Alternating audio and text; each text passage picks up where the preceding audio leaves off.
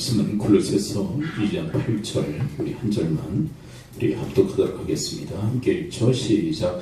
누가 철학과 헛된 속임수로 너희를 사로잡을까 주의하라. 이것은 사람의 전통과 세상의 초등학문을 따르며 그리스도를 따름이 아니니라. 아멘. 바둑에는 여러 수가 있습니다. 고수가 있고 하수가 있습니다. 고수는 아주 뛰어난 실력을 표현할 때 사용하고요. 하수는 실력이 아주 형편없는 자를 하수라고 표현을 하죠. 근데 이 바둑에는 또 홀림수라고 하는 게 있습니다. 말 그대로 홀리는 거죠. 오늘 본문의 말씀을 인용한다면 속임수가 이 홀림수에 해당합니다. 홀린다, 사람을 홀린다, 속인다, 거의 같은 맥락의 이야기죠. 그래서 상대로 하여금 실수하도록, 잘못하도록 유도하는 수가 바로 홀림수, 속임수라고 할 수 있습니다. 근데 우리 인생, 우리 영적인 세계에도 홀림수, 속임수가 있죠. 이 속임수에 능한 자가 바로 사탄입니다. 에덴 동산에서부터 아담과 하와, 최초의 인간들을 속이죠. 너희들이 하나님이 금하신 선악과 먹어도 죽지 않는다고, 그리고 돌이 하나님같이 된다고, 하나님의 말씀에 정면으로 배치되는 이야기를 통해서 속이는 그 모습을 보게 되어지는데요. 이 사탄은 40일간 금식하신 예수 그리스도도 속이기 위해서 달려드는 모습을 보게 되죠. 그런데 아담과 하와는 속지만 예수 그리스도는 속지 않는 모습을 보게 되어집니다. 그렇다면 그 속임수에는 어떤 것들이 있을까요? 2장 8절에 크게 세 가지로 이야기를 하고 있는데요. 2장 8절을 그런 의미로 함께 다시 한번 읽어보도록 합니다. 사탄의 속임수 몇 가지가 기록되어 있죠. 2장 8절 다시 읽습니다. 시작. 누가 철학과 헛된 속임수로 너희를 사로잡을까 주의하라. 사람이 전통과 세상의 초등 학문을 따르며 그리스도를 따름이 아니니라. 속임수의 첫 번째는 철학이다라고 이야기를 합니다. 근데 이 철학 전체를 다 부정하는 것이 아니에요. 여러분, 철학이라고 하는 것은 지혜를 사랑하는 학문입니다. 그래, 지혜를 추구하고 탐구하는 그런 학문이 철학이죠. 얼마나 좋습니까? 철학 기본 취지는 너무 좋은 것입니다. 근데 여기에서 부정하는, 여기에서 적대시하는 이 철학은 뭐냐면 하나님에 대해서 공격하고 또 하나님에 대해서 미련하게 취급하는 그런 철학 사상들에 대해서 지금 경계하고 있는 것이죠. 그 다음에 구체적 내용이 뭔가 이 골로새서를 찾아보게 되면 나와 있진 않아요. 이 하나님을 대적하고 또 하나님의 지혜를 미련하게 취급하는 이 철학의 구체적 내용이 뭔가를 살피면 나와 있진 않습니다. 자, 그런데 고린도전서에 보게 되면 이런 하나님을 대적하는 철학의 형태가 있음을 이야기하고 있습니다. 고린도전서 1장 22절 그런 의미로 한번 가서 보도록 할까요? 고린도전서 1장 22절 함께 읽어보죠. 시작. 유대인은 표적을 구하고 헬라인은 지혜를 찾으나. 자, 헬라인은 뭘 찾는다고요? 지혜를 탐구하죠. 왜 그럴까요? 이 사람들은 철학하는 사람들이에요. 지혜를 추구하고 지혜를 탐구하는 것, 그게 바로 철학이에요. 그러니까 헬라인들은 철학을 구하는 자들이다. 자, 그런데 이런 철학을 구하는 이들이 자, 어떤 그런 모습에 빠졌는가? 1장 23절 계속 연결해서 함께 읽어보죠. 시작. 우리는 십자가에 못 박힌 그리스도를 전하니 유대인에게는 꺼리끼는 것이요 이방인에게는 미련한 것이로되. 여러분, 여기서 말하는 이방인은 누구를 의미하는 걸까요? 22절에서 헬라인 얘기하죠. 지혜를 찾는. 그렇다면 여기서 말하는 이방인은 누구를 의미한다고요? 헬라인들을 의미합니다. 철학을 하는 이 헬라인들. 자, 그런데 예수 그리스도의 그 십자가, 그리스도 예수를 통해서 구원받는 것이 어떻게 보인다고요? 미련하게 보이는 거예요. 왜 그럴까? 이들의 이 철학 사상이 그리스도 예수를 통해서 구원받는 하나님의 지혜가 미련하게 보인다. 그렇게 이야기를 하고 있는 거예요. 이 철학에 대해서 경계하고 주의할 것을 주님께서 이야기하시는 거예요. 여러분, 우리도 흔히 철학을 가지고 살아갑니다. 뭐 어떤 경우는 뭐 개똥 철학이라고 뭐 이렇게 하대하는 그런 철학을 가지고 살아가는 사람들이 있어요. 근데 그만큼 다 철학을 가지고 살아가고 있다는 거예요. 자기 나름대로 지혜를 가지고 살아간다는 거죠. 지식과 지혜를 자기 나름대로 정의하고 살아갑니다. 그래, 다 철학하는 사람들이다. 이렇게 정의할 수 있는 거죠. 근데 여러분, 보편적으로 구원에 대한 철학이 뭐죠? 구원에 대한 철학? 많은 사람들, 보편적인 구원에 대한 철학은 뭐냐면 자력으로 구원받을 수 있다. 스스로가 스스로를 구원할 수 있다는 이런 구원에 대한 철학을 가지고 살아갑니다. 근데 여러분, 자기가 자기를 구원할 수 있다는 철학사상을 가지고 살아가면 그리스도 예수가 구원자이다, 그분만을 믿어야만 구원받을 수 있다는 것이 지혜롭게 보일까요? 미련하게 보일까요? 미련하게 보이는 거예요. 그런데 여러분, 누가 정말 미련한 자일까요?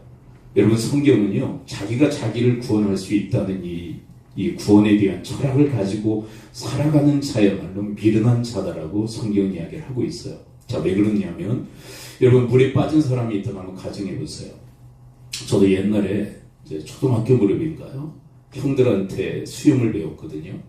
네, 그때는 거의 생존 수영을 배웠습니다. 뭐 저병이니 뭐 자유형이니 멋있는 수영을 가르친 게 아니라 그때는 개구리 헤엄을 다 가르쳐 줬어요. 이게 물에 뜨고 건너갈 수 있도록 생존 수영을 가르쳐 준 거죠. 근데 어느 날 형이 어떻게 했냐면 아주 큰 폭의 강을 저보고 건너가라는 거예요. 근데 중간쯤 갔는데 힘이 완전히 빠져버렸어요. 그래서 막 가라앉아요. 죽을 뻔했습니다. 근데 누군가가 저를 끌어내더라고요. 누가 끌어냈을까요? 강을 건너라고 하는 그 형이 저한테 와서 저를 끄집어낸 거예요. 근데 만일 한번 가정해 보세요. 그렇게 기진맥진해서 물에 빠지는 그 사람을 향해서, 저를 향해서, 야, 너는 너의 힘으로 빠져나올 수 있어, 막 그렇게 외쳐댄다면 그건 자기를 구원하라는 얘기일까요? 죽으라는 얘기일까요? 죽으라는 얘기예요. 여러분, 이 자력구원관이 바로 그런 것입니다. 여러분, 우리의 죽음을 일컬어 강으로 비유하지 않습니까? 근데 어떤 강으로 비유를 하죠? 흔히 요단강. 이건 영적으로 이걸 도해를 하는데 뭐냐면, 가나안 땅은 천국, 그리고 이제 가나안 땅에 들어가기 전에 뭐가 가로막고 있어요? 요단강. 그래서 요단강이라는 죽음의 강을 건너서 천국에 간다는 어떤 그런 영적 해석을 내리고 있는 거예요. 성경에 그런 얘기는 없어요. 근데 우리가 보기에 그렇다라고 이렇게 해석을 하는 거죠. 여러분, 우리는 다 죽음의 강에 다 빠진 자들입니다. 죽음의 강에 스스로가 스스로를 건져낼 수 없는 그런 상황에 처해 있어요. 여러분, 그런 죽음의 강에 빠진 우리를 향해서 너는 너 스스로를 구원할 수 있다고 외쳐대는 것은 구원하려는 의도입니까? 죽으라는 것입니까? 죽으라는 것밖에 안 되죠. 그런데 여러분, 이런 우리를 구원하시기 위해서 예수 그리스도께서 이 죽음의 강에 뛰어드셔서 우리를 건져내시고 대신 죽어주신 줄을 믿습니다. 그게 바로 십자가의 이야기예요. 그래서 이 십자가에 못 박힌 그리스도를 전하니, 왜요? 이 그리스도 이외에는 구원이 없기 때문에 그래요. 그런데 이런 자력 구원관, 이 헬라인들이 가진 이 구원관은 어떤 자력 구원관이었을 거예요. 이 자력 구원관을 가지고 있는 사람들은요, 절대 십자가 예수 그리스도를 믿지는 못해요. 그래, 도리어 미련한 것처럼 보이는 거죠. 근데 실제로는 누가 미련한 겁니까? 성경이 이야기합니다. 스스로가 스스로를 구원할 수 있다고 생각하는 것이야말로 지혜롭지 못한 생각이다라고 이야기합니다. 그렇습니다. 여러분, 여기서 경계하는 철학은요, 하나님을 대적하고 하나님의 지혜를 미련한 것으로 취급하는 것을 경계하고 있는 거예요. 자, 그 다음에 이제 8절로 돌아와서 이 속임수, 첫 번째는 하나님을 대적하는 철학에 대해서 속임수라고 정의하죠. 그 다음에 두 번째는 뭘 속임수라고 정의할까요? 2장 8절 돌아와서 두 번째를 한번 찾아봅니다. 2장 8 시작. 누가 철학과 헛된 속임수로 너희를 사로잡을까 주의하라. 이것은 사람의 전통과 세상의 초등학문을 따르며 그리스도를 따름이 아니라. 두 번째는 뭐죠? 여러분들이 찾으신다면 사람의 전통이에요. 사람의 전통. 그렇죠? 세 번째는 세상의 초등학문이고, 그러니까 두 번째는 뭡니까? 전통이에요. 근데 이 골로새서에서 구체적인 전통에 대한 이야기를 다루고 있습니다. 2장 16절을 한번 읽어볼까요? 2장 16절에 보면 전통이 있는데 이걸로 사람을 속이고 비판한다는 거예요. 2장 16절 함께 읽습니다. 시작. 그러므로 먹고 마시는 것과 절기나 초하루나 안식일을 이유로 누구든지 너희를 비판하지 못하게 하라. 자, 그런데 유심히 보시면 먹고 마시는 것, 절기, 초하루, 안식일, 이거는 누가 지키는 것들입니까? 누가 지키는 전통이죠? 유대인들이에요. 여러분, 이방인들은요, 이것과 상관없이 자유롭게 살았던 사람들이에요.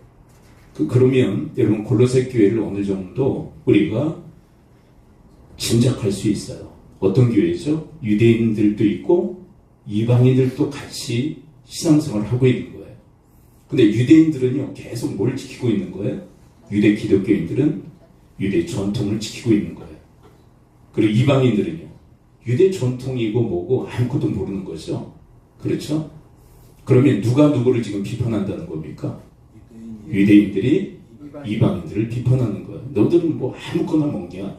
왜 이렇게 절기를 안 지키냐? 그러면서 비판을 해요. 그럼 이 사람들은 그냥 당하는 거예요. 아무것도 모르니까. 근데 이러한 이 첨예한 대립이 어디에서 또 있었느냐면 로마 교회도 있었어요. 로마 교회. 로마 교회도 유대인 기독교인들과 그리고 이방인 기독교인들이 함께 신앙생활하는 기독 공동체였습니다. 그런 교회예요. 서로가 서로를요, 업신여기고 비판하는 그런 교회가 되어버리고 말았어요. 로마서 14장 2절을 한번 볼까요? 이 먹는 문제 때문에. 14장 2절 함께 읽습니다. 시작. 어떤 사람은 모든 것을 먹을 만한 믿음이 있고 믿음이 연약한 자는 채소만 먹느니라. 자, 모든 것을 먹는 사람은 유대인일 것 같아요? 이방인일 것 같아요? 이방인. 모든 걸 다 드시네. 네? 근데 여기 채소만 먹는다고 하는 사람들은 누구인 것 같아요? 유대인들이죠. 가려서 먹어요. 근데 좀 극단적으로 채소만 먹는다 표현한 거는 음식을 가려서 먹는 집단, 유대 기독교인들에 대한 이야기예요. 자, 그런데 서로가 서로를 어떻게 하는지 잘 보세요. 이걸 금합니다. 왜 금할까요? 이렇게 하고 있기 때문에. 14장 3절 함께 읽습니다. 시작. 먹는 자는 먹지 않는 자를 업신 여기지 말고 먹지 않는 자는 먹는 자를 비판하지 말라. 이는 하나님이 그를 받으셨습니다. 자, 먹는 자는 누구예요? 이방인들이. 먹지 않는 자는요? 유대인들을 어떻게 여겨요? 업신 여기는 거야. 업신 여기는 거. 자, 그리고 먹는 자는요? 다시요. 먹지 않는 자는요? 자, 그러니까 누구냐고요? 어떤 민족이죠? 먹지 않는 자는? 먹는 자는요?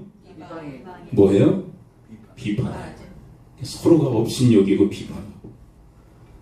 그러니까 유대인들이 이방인들을 봤을 때, 야, 쟤들은 아무거나 먹네. 그냥 먹는다고 그러겠어요? 네. 그렇게까지 심하게 얘기했겠죠. 별걸 다 저렇게 드시네. 그러면서. 그러니까 비판하고. 그러면 이방인들은 가만히 있습니까? 야, 우리는 그리스도 예수 안에서 자유함을 얻은 사람이야. 뭐든지 다 취할 수 있어. 쟤들은 왜 이렇게 가리는 게 많아? 그래서 막 업신여기고. 근데 업신여기고 비판하는 그들을 향해서 뭐라 그래요? 하지 말아라. 하지 말아라. 사도 바울은요, 이 14장에서 무슨 얘기를 하느냐면, 우리는 그리스도 예수 안에서 자유한 백성들이다. 그러므로 자유롭게 먹을 수 있다. 네. 그렇다고 뭐 아무거나 다 드시지 말고. 그렇죠? 네. 그러면서 또 한 가지 얘기해요. 그리고 내가 자유하지만 내가 먹는 문제 때문에 형제가 시험이 된다면 난 먹지 않겠다. 그러니까 자기 중심적인 겁니까? 타인 중심적인 겁니까? 타인을 배려하는 그런 삶의 자세를 가져야 된다. 그래서 먹고 마시는 문제가 아니라 우리는 이런 원칙에 따라서 살아갈 존재들이다라고 로마서 14장 17절은 우리에게 교훈하고 있어요. 로마서 14장 17절 함께 읽어봅니다. 시작.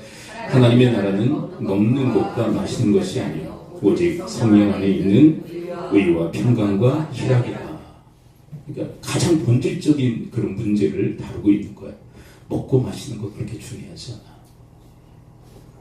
그렇다고 아무거나 먹고 마시지 마세요. 네. 먹고 마시는 이 문제 본질적인 게 아니야. 하나님 나라, 여러분 우리는 이미 흑암의 권세에서 건져내 짐을 받아 사랑의 아들의 나라로 옮겨진 존재들인 줄 믿습니다. 이거는 단순히 나중에 죽어서 천국 간다는 얘기가 아니에요. 이미 우리는 사랑의 아들의 나라로 옮겨진 존재들인 줄 믿습니다. 이런 우리가 가장 중요하게 본질적으로 여기에 될 게 뭐냐면 성령 안에서의 의와 평강과 희락입니다. 그 얘기를 해요. 근데 가장 첫 번째 선두는 뭡니까? 첫 번째 뭐냐? 의다. 의가 뭡니까? 네.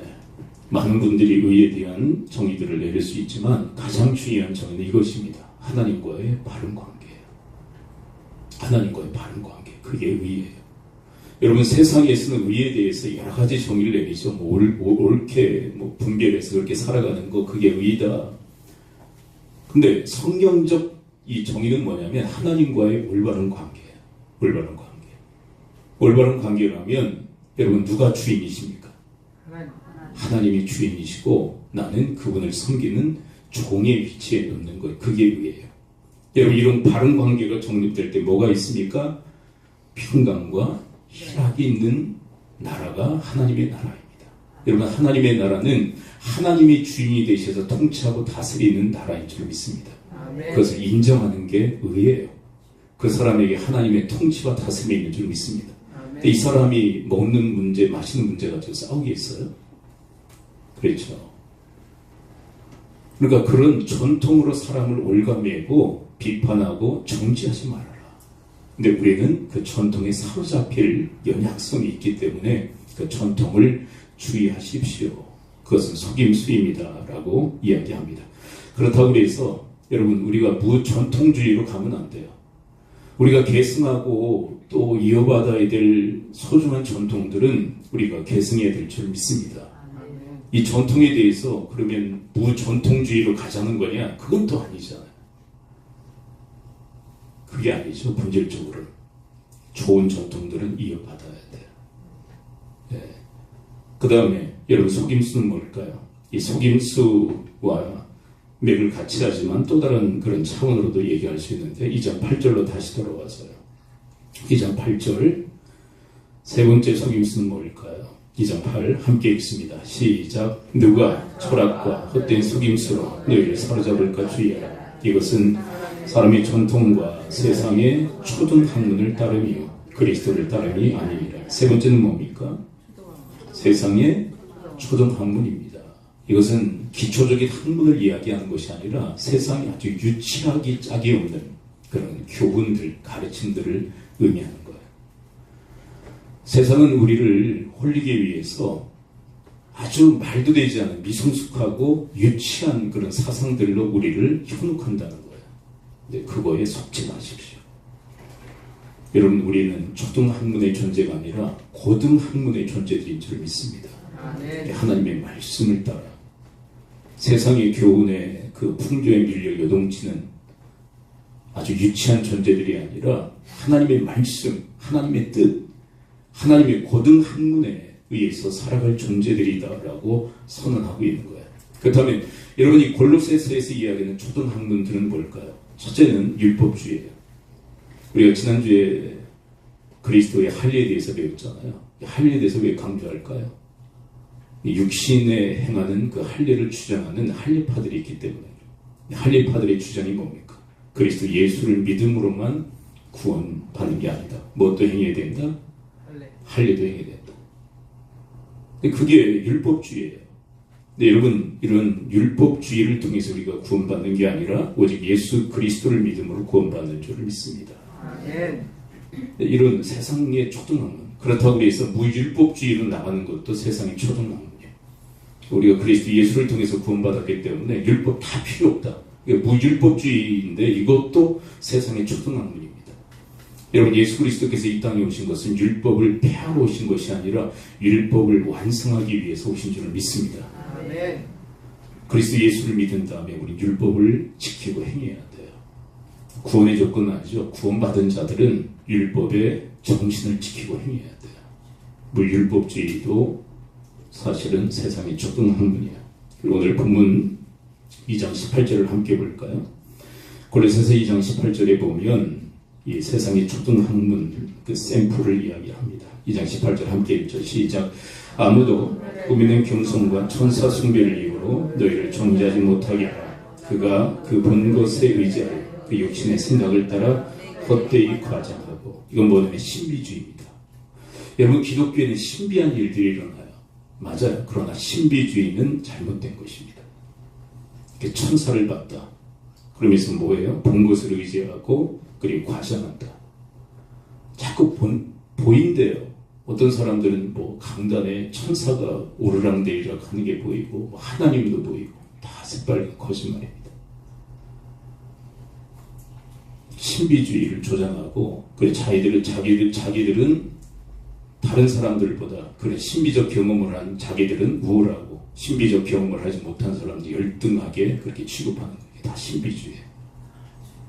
이게 세상의 초등학문입니다.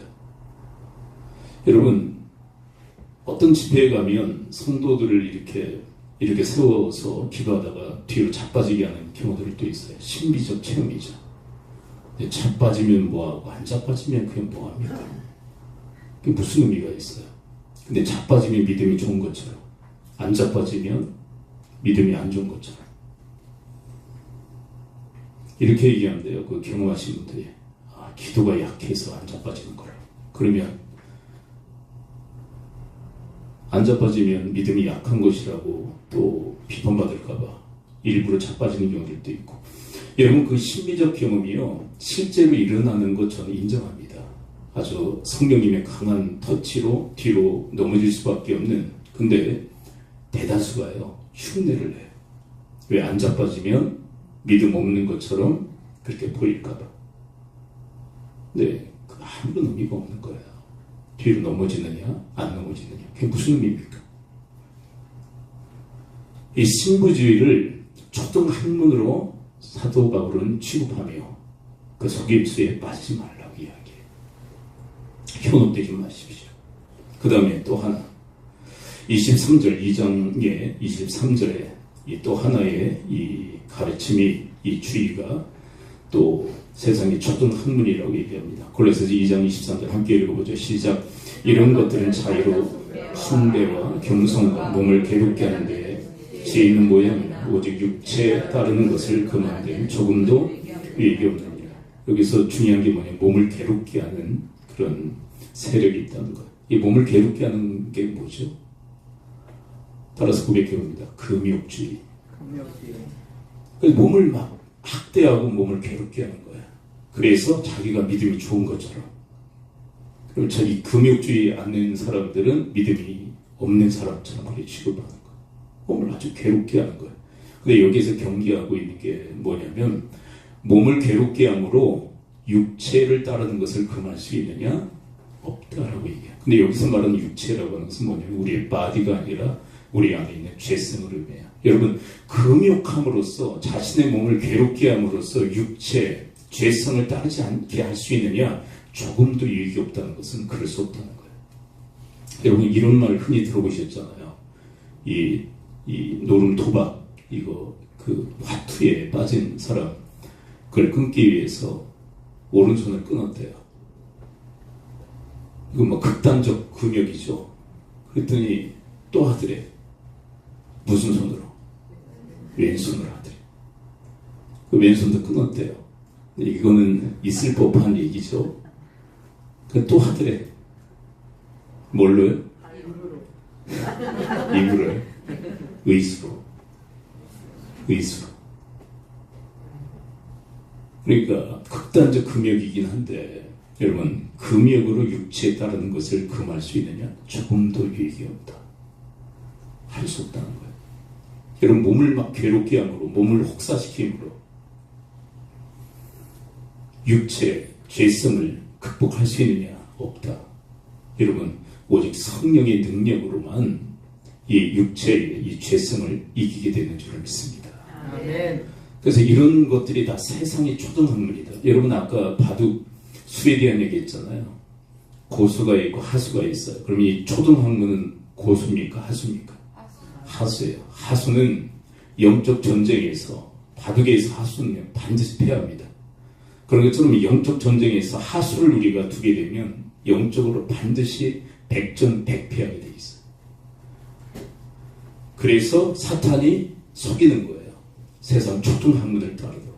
그렇다면 여러분 우리는 고수 신앙인들이 되어야 되는데 이 땅에서 또 우리가 살아가는 이 세상에서 가장 최고의 곳은 하나님이신 줄 믿습니다. 아멘. 여러분 그분의 훈수를 듣기를 바랍니다. 아멘. 훈수가 뭔지는 아시죠?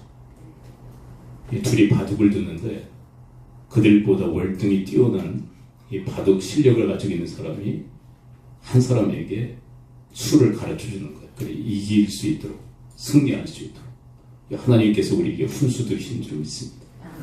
골로새서 2장 7절 함께 읽어볼까요? 2장 7절 고수에 있는 가장 최고의 훈수이신 하나님께서 우리에게 어떻게 훈수를 주시는지 골로새서 2장 7절 함께 읽습니다. 시작. 그 안에 뿌리를 박으며 교훈을 받은 대로 믿음에 굳게 서서 감사함을 넘치게 하라. 자, 우리를 훈수 두시는데 뭘로요? 교훈하시는 줄 믿습니다. 뭘로요? 말씀으로 최고의 수를 우리에게 가르쳐 주시는 것. 근데 우리는요 무시해. 우리는 하수 중에 하수면서도 고수의 그 훈수를 무시하며 살아가요. 그러니까 인생의 판판이 지고 깨지고 망하는 인생을 살아가는 거예요. 에덴 동산에서부터 그랬잖아요. 하나님의 훈수가 뭡니까? 선악과 먹지 마. 먹는 날엔 정령 죽으리라. 이게 하나님의 훈수잖아요. 근데 속임수로 홀림수로 사탄이 속이잖아요. 어디로 홀랑는 거예요? 사탄의 홀림수 속임수에 넘어가서 악수를 주잖아요. 악수는 패하는 망하는 수거든. 그래서 망했잖아요. 근데 사탄은 여전히 지금도 우리를 속여요. 똑같은 멘트로 또 속아. 왜? 하나님 말씀, 이 훈수, 교훈을 받은 대로 행하는 게 아니라 하나님의 훈수를 우리가 존중하고 신뢰해서 그렇게 두는 게 아니라 그냥 내 식으로 그냥 살아버리기 때문에. 그렇다면 하나님의 최고의 훈수는 뭘까요? 오늘 본문 맥락에서 2장 6절을 함께 읽어볼까요? 하나님의 훈수, 교훈. 가장 중요한 수는 뭘까요? 구원받은 우리에게 말씀하시는 훈수는 뭘까요? 골로새서 2장 6절을 함께 읽어봅니다. 시작. 그러므로 너희가 그리스도 예수를 주로 받았으니 그 안에서 하나님. 자, 하나님의 훈수가 뭡니까? 예수를 뭘로 받으라고요? 주님으로 받으라. 사탄은요? 네가 주인 되라. 네가 주인 되라. 죽으란 얘기죠. 패하란 얘기고 망하란 얘기예요. 근데 우리는 그 사탄의 말에 너무 홀려요. 그래서 사탄의 말을 따릅니다. 그래서 인생 살아가면서 백전백패하는 인생을 살아가요. 왜요? 하수인데다가 속임수에 넘어가니 악수만을 두니 우리 인생은 밤낮 백전백패하는 인생을 살아가는 거예요. 여러분들은 신뢰의 대상이 아닙니다. 여러분 오직 우리가 신뢰해야 될 대상은 우리 주 예수 그리스도이십니다. 그분만이 온전히 주인 노릇해 주실 수 있는 분이에요. 그래서 제가 좀 죄송하지만 개 얘기하잖아요. 개들도 어떤 주인을 만나느냐에 따라서 개팔자가 핀다고. 주인 잘 만나면 호강합니다. 요즘은 이렇게 그 유모차 같은데 이렇게 보면요, 애가 있나 보면 다 개야. 얼마나 애지중지 키우는지. 요즘 개들은요 자기가 사람인 줄 알아. 왜요? 사람처럼 받들어주니까 지가 사람이야. 여러분 개들 노는 거 보십시오. 자기가 사람인 줄 착각하고 살아갑니다. 개들 볼 일은 없거든요, 별로. 근데 사람 보는데 사람들이 자기를 얼마나 위해주는지. 그런데요, 주인 잘못 만난 개는요, 개팔자가 아주 정말 개팔자가 됩니다. 학대당하고요. 그냥 고통스러운 거예요. 개생이, 견생이. 누굴 잘못 만났어요? 주인 잘못 만났어요. 근데 주인 잘 만난 개들은요, 호강하다가 장례식도 얼마나 호화롭게 치러든지 몰라요. 우리 목사님 중에 한 분이요, 그 노견을 이렇게 키우셨는데 갔네. 근데 딸들이 아주 성화야. 장례를 치러야 된다고. 저기 장례식이 있대요. 근데 사람보다 더 들어가, 이게 장례 비용이. 그랬더니 거기서 어서 오십시오 그러면서 받들어 주는데요. 그 죽은 개를. 근데 이제 화장을 하잖아요. 뭣도 입혀야 되고, 뭣도, 30, 40, 옷을 입히는데. 저기 화장할 건데 그게 필요합니까? 잘해줘야 된다고. 끝을 딸들이 성화를 해줘야 된다. 하여간 돈이 어마어마하게 들어갔다. 여러분, 우리의 인생도 마찬가지예요. 누구를 주인으로 섬기느냐, 누구를 주인으로 섬기느냐. 여러분, 우리는 이미 사랑의 아들의 나라, 하나님의 나라로 옮겨진 존재들로서 그 하나님의 나라의 주인은 하나님이세요. 그럼 그분의 주권을 인정하며 그 주로 받은 그대로 행하는, 이게 하나님의 가장 큰 훈수예요. 주로 받아 그 안에서 행하라. 이것이 하나님의 가장 큰 상수인 줄 믿습니다. 훈수를 두고 계신 거예요. 계속 이 헤드십, 이 주에 대한 이야기를 계속 하시죠. 골로새서 2장 10절 또 읽어봅니다. 2장 10절 시작. 너희도 그 안에서 충만해졌으니 그는 모든 통치자와 권세의 머리시라. 헤드십, 주다. 여러분, 우리의 개인의 주만 되시는 것이 아니라 모든 통치와 권세의 주가 되시는 줄 믿습니다. 자, 그리고 교회의 머리이기도 하시다고 2장 19절 함께 읽어봅니다.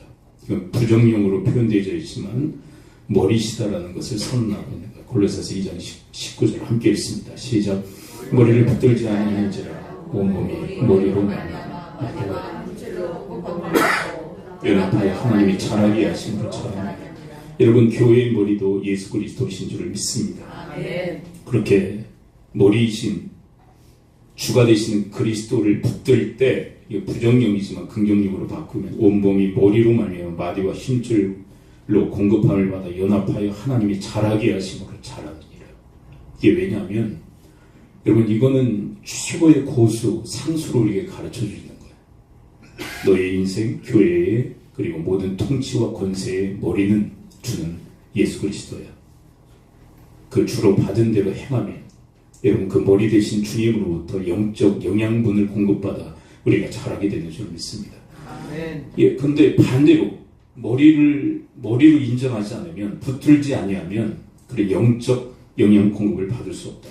이것을 좀 더 리얼하게 우리에게 가르쳐 주시는 말씀이 있어요. 요한복음 14장 4절 5절 함께 한번 읽어볼까요?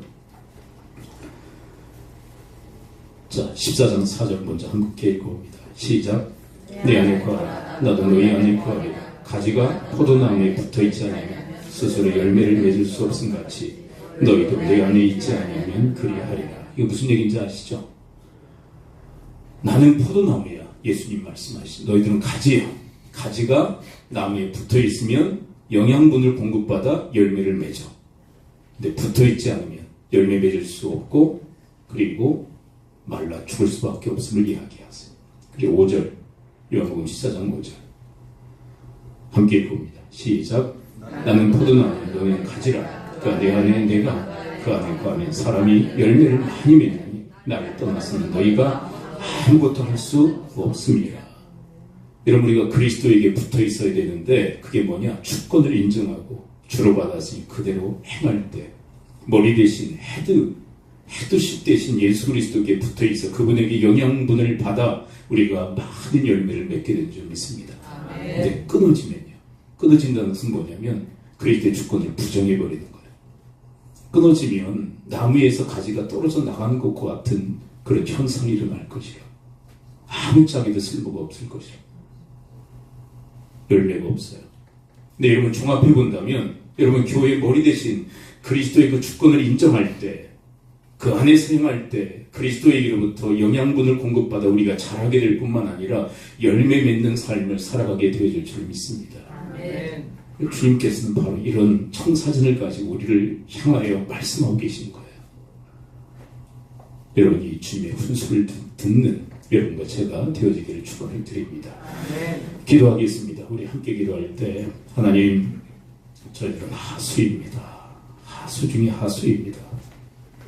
저희들 인생 살아가면서 악수만을 둘 수밖에 없는 하수 중의 하수인데, 그런 저들에게 말씀으로 주님의 그 훈수를 저들에게 말씀해 주시는데, 아버지 하나님 그 말씀 귀 기울여 살아감으로 아버지 그리스도에게 붙어있게 하시고 영양분을 공급받아 자라게 하시며, 그리고 풍성한 열매를 맺는 주님의 사람들 되어지도록 우리 합심하여 주님 앞에 기도하며 나가도록 하겠습니다. 아버지 하나님 주의 말씀 저들에게 들려주시니 감사를 드립니다. 아버지 하나님 주의 음성 저들이 듣기를 힘쓰게 하여 주옵소서. 주의 교훈 주님의 훈수를 아버지 하나님 저들이 귀 기울여 들을 줄 아는 지혜가 있게 하여 주시옵소서. 아버지 하나님 하수 중에 하수입니다. 그런 저희들이 하나님을 대적하는 철학에 사로잡히고, 그리고 인간의 전통에 사로잡히고, 그리고 세상 초등학문에 사로잡힐 때 저희들은 악수를 둘 수밖에 없는 존재임을 자임합니다. 아버지 하나님 그렇지만 저희들이 오직 주님의 그 교훈의 말씀에 저희들 귀를 기울여 최고의 고수이신 하나님의 음성 따라 살아가는 그리스도에게 붙어있게 하시고, 머리 대신 예수 그리스도에게로부터 영양분을 공급받아 저들이 자라고 열매 맺는 풍성함이 있게 하여 주시옵소서. 아버지 하나님 오늘 말씀해 주시니 감사를 드립니다. 최고의 고수는 하나님이신 줄 믿습니다.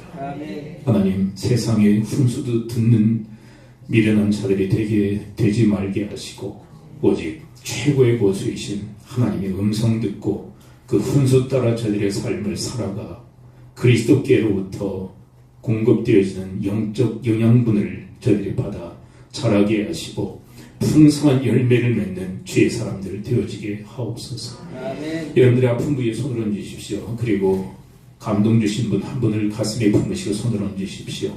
내가 주 예수 그리스도의 이름으로 명하는 모든 질병의 세력은 이 시간부로 다 복귀를 받고 떠나갈지어다. 고침받을지어다. 강건의 복이 임할지어다.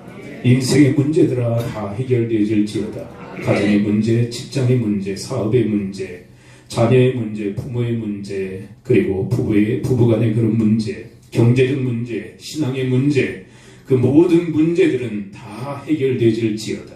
예수 그리스도의 이름으로 기도하옵나이다. 아멘.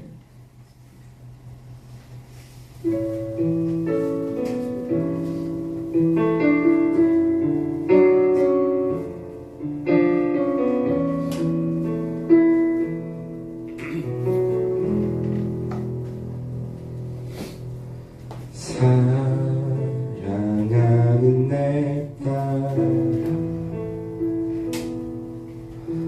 너의 자금도 내게 귀하다. 너와 함께 걸어가는 모든 시간이 내게 힘이라. 사랑하는 아들아, 내 연약함도 내게 금이라. 너로 인해 잃어버린 나의 양들이 돌아오리라. 조금 느린 듯해도 기다려주겠니? 조금 더딘 듯해도 믿어줄 수 있니? 네가 가는 그 길 절대 헛되지 않으니 나와 함께 가자. 앞이 보이지 않아도 나가주겠니? 이해되지 않아도 사랑해주겠니? 너의 눈물의 기도 잊지 않고 있으니 나의 열심으로 이루리라.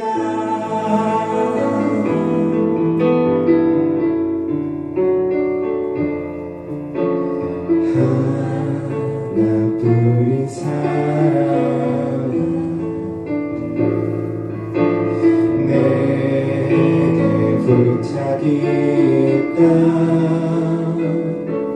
길이로 지친 영혼 돌아오라. 나의 품으로 안기어라. 조금 느린 듯해도 기다려주겠니. 조금 더딘 듯해도 믿어줄 수 있니. 네가 가는 그 길 절대 헛되지 않으니. 나와 함께 가자.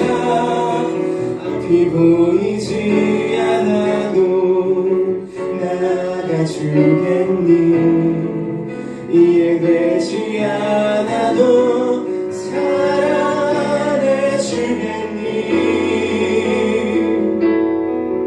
너의 눈물의 기도 잊지 않고 있으니 나의 열심으로 이루리라. 내게 그 땅을 부탁한다.